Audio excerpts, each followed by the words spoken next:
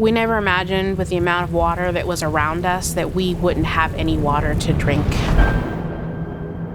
When Hurricane Helene came to Asheville, I got to work at 4:30, and about 12 o'clock that day, we lost all power. Lots of people coming in telling us that the river had come up and there was rushing water.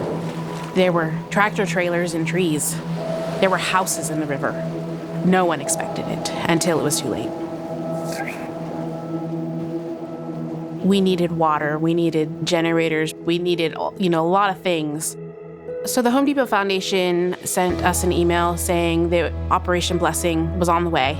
And so a few days after the storm, they started rolling in truck after truck after truck. It was such a relief to have somebody that knew how to experience a disaster and to help us. The people start spreading. There is help at Home Depot.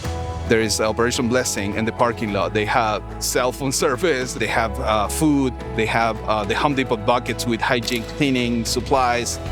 So we start with a few to hundreds to thousands daily. I remember one particular instance. A woman came and sat down on the floor and started to cry. And she said, "I just connected to your internet, and my house in my street is the only house that's left."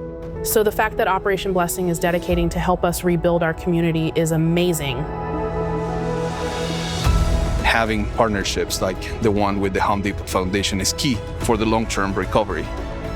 All these years working with them, we become family. I've been a Team Depot captain for a long, long time. And to know that the foundation is supporting us like that to take care of our community, I just felt like I had somebody that had my back. The Home Depot Foundation means hope. Hope for anybody who needs it.